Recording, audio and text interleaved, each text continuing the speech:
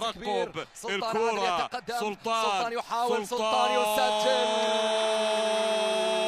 هدف أول للمنتخب الإماراتي. في الشباك، الأبيض يتقدم، سلطان بأول الأهداف، سلطان بكرة التقدم للأبيض الإماراتي.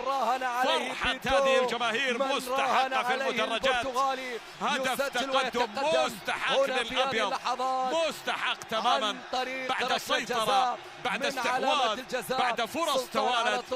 في المرور يعني تأخرت بهدف فيتنام لكن قلبت الطاولة الطاولة. خطيرة، والتعادل لمنتخب هونغ كونغ. لا لا لا لا لا لا، يعود في هنا مع غفلة، بداية شوط المباراة في غفلة من دفاعات الأبيض. من عودة هونغ كونغ تظهر، عاد منتخب هونغ كونغ تعدل في وقت قياسي.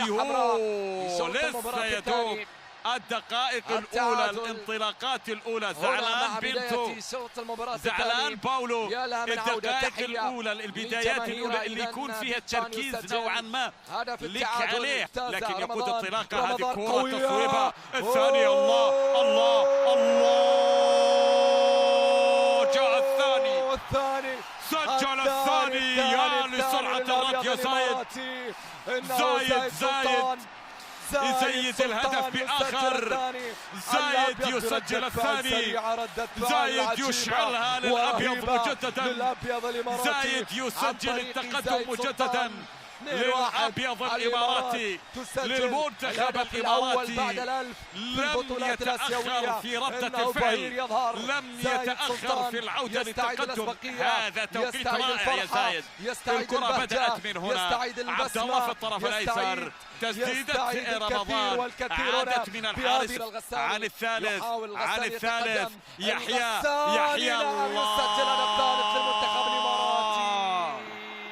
يحيى بالثلاثة. الأبيض يبدأ مشواره هنا في بطولة كأس الأمم الآسيوية. هدف ثالث عن طريق يحيى الغساني من علامة الجزاء. المنتخب الإماراتي يضمن النقاط الثلاث، يضمن العلامة الكاملة.